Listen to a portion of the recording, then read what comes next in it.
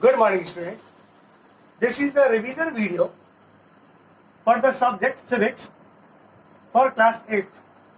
And in this video, we will cover two important chapters from civics. The first chapter is why do we need a parliament, and second is understanding laws. Let's start the discussion over these two chapters. First is why do we need a parliament? So what is mentioned in this chapter? First of all, the question is mentioned that why we require parliament, why it is needed, why it is required. So it is needed for different reasons. Here few points are mentioned. First point is mentioned here, to frame laws.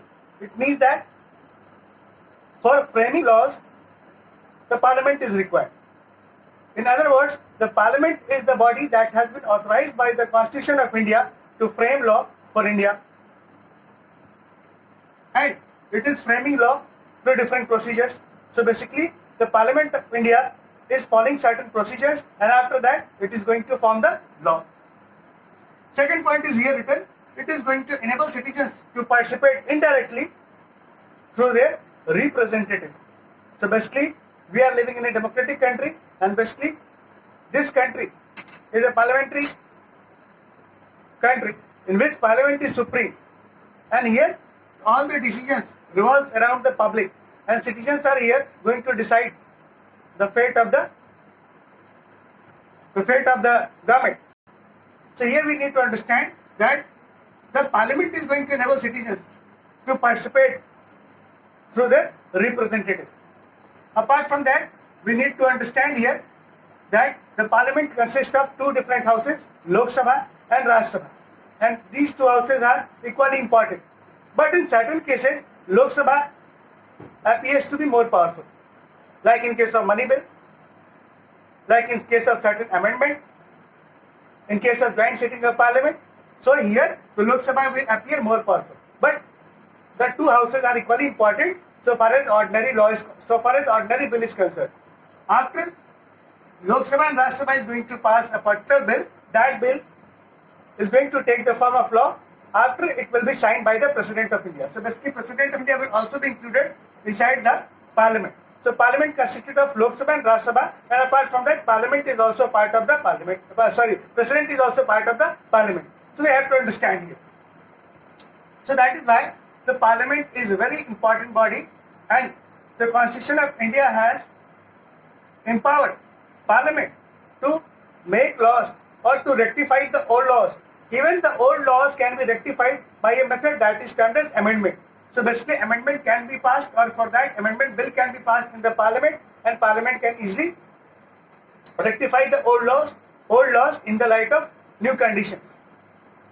Now, we are going to discuss about the specific role of Lok Sabha and Rajya Sabha. So as we already explained that Lok Sabha is termed as the lower house of Parliament, and Rajya Sabha is termed as the upper house of Parliament. So if we are going to differentiate the house of Lok Sabha and Rajya Sabha, you can write that Lok Sabha is termed as the lower house, Rajya Sabha is termed as the upper house. Rajya Sabha is fixed, its tenure is fixed. I mean to say, it is a permanent body, whereas Lok Sabha, the members of Lok Sabha is going to change after the interval of every 5 years. It means that it is not a permanent body, it is temporary body that can be changed as per the time or as per the election. Apart from that, the Lok Sabha chairperson or the head of the Lok Sabha is termed as speaker, and is going to get elected among the members of the Lok Sabha. So far as chairperson of Rajya Sabha is concerned, so Rajya Sabha chairperson will be the Vice President of India. So this seat is fixed. Vice President of India will chair the Rajya Sabha. He will act as the chairperson of the Rajya Sabha. So it is fixed. Apart from that, the Lok Sabha is going to have more power in terms of money bill, in particular in terms of budget also, whereas Rajya Sabha is getting only the formality. He can only pass it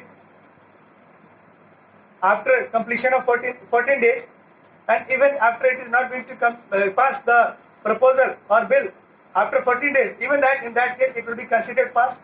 So basically, in terms of money bill, the Lok Sabha has been given more power.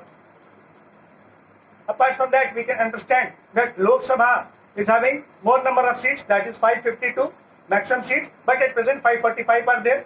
So far as Lok Sabha is, so far as Rajya Sabha is concerned, the Rajya Sabha consists of 250 seats, but at present 245 seats are there. Again, one more difference is there in Lok Sabha and Rajya Sabha, that in Lok Sabha 2 members are nominated and they are from the Anglo-Indian community, whereas Rajya Sabha is concerned 12 members are nominated by the President of India and they belongs to different category. Like one person may be from the music background, maybe from any particular instrument background, he may be a social worker. So like that, the President can nominate 12 members in the Rajya Sabha. So these were the differences between the Lok Sabha and Rajya Sabha. So it is very important to understand that we need Parliament because Parliament is the supreme body in terms of law, and for running our country, what we need? Law. Without law, we cannot expect the good governance. Without law, we cannot expect the administrative setup. So that is why the Parliament is very, very important. In fact, it is mandatory for framing the law. So this was the first chapter. This was the third chapter. Why we need a Parliament, and we discussed it. Now come to the fourth chapter, that is understanding law. So first of all, we have to understand the definition of law. We already discussed the definition of law. So here we discussed that it is a set of rules, set of regulations that is basically framed by the Parliament. So we discussed that the role of Parliament was to frame the law, and here we are going to understand the law in great detail. So basically the law is framed by the Parliament and it is a set of rules and regulations or any issue or any demand after being presented in the Parliament and after it is being approved by the Parliament, it will become law when the President is going to sign it. But the law that is present with us or the Constitution that is present with us, it is having historical development. It is having some historical background. So law history starts from the ancient India. In ancient India, the various scripts were there. The people were following the religious text and law was going on accordingly. Similarly, and the problem was there in the ancient time. What was the problem? Sometimes overlapping of law was there. Rich was getting more advantage of the law. Poor was not getting that much advantage of the law. So law was not universal at the time. When the Britishers came, they also imposed arbitrary law. They made law in their favor and they created problem for Indians. So that law was also not good law. But after some time, the Britishers improved their old conditions. They improved certain law and finally new laws were implemented in India, and that was there for benefit of India also and for the administrative setup also. And finally, we need to understand that when we got independence, we adopted these laws. We adopted these laws that was framed in British period, and that became useful for us also.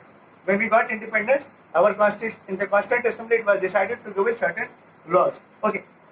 Now after that, one most important thing that was incorporated in our Constitution was the equality before law. So it was the most important formula that was incorporated in our Constitution, and that is why there is no discrimination on the basis of law, and everyone is getting law. Everyone is equal in the eyes of law.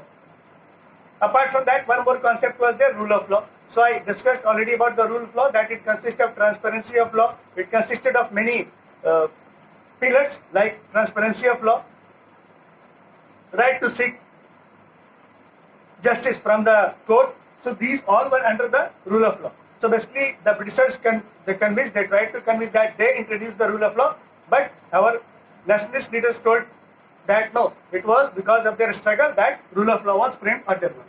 Now after that, one more thing was that was the controversial law, and we discussed in great detail about the controversial law, that any law that is not going to be accepted by a different group of people, even it is passed by the Parliament, is termed as unpopular law, or it is going to create controversy. Like I gave example of 35A, Article number 370, 66A of the Information Technology Act. After that, we discussed about the Citizenship Amendment Act, and we came to know that these controversial laws can be settled down by adopting certain measures like involvement of different groups, like convincing them, or through the amendment. So we discussed all these points in the understanding laws chapter.